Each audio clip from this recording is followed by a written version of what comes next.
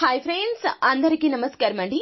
మార్చి 25వ తేదీన పౌర్ణమి రాబోతూ ఉంది. అందులోన చంద్రగ్రహణం కలగలిపి రాబోతుంది. ఇది ఎంతో శక్తివంతమైనటువంటి రోజు.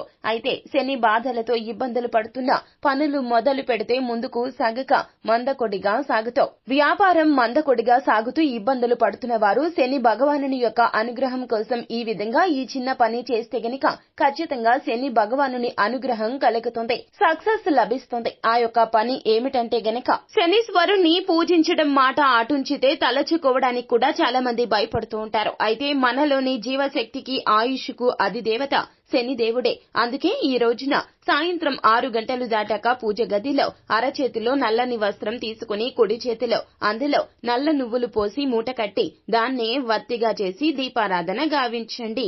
ఇలా చేస్తే శని దోషాలు తొలగిపోతాయి. జ్యోతిష పండితులు చెప్తున్న ఈ పరిహారాన్ని తప్పక పాటించండి.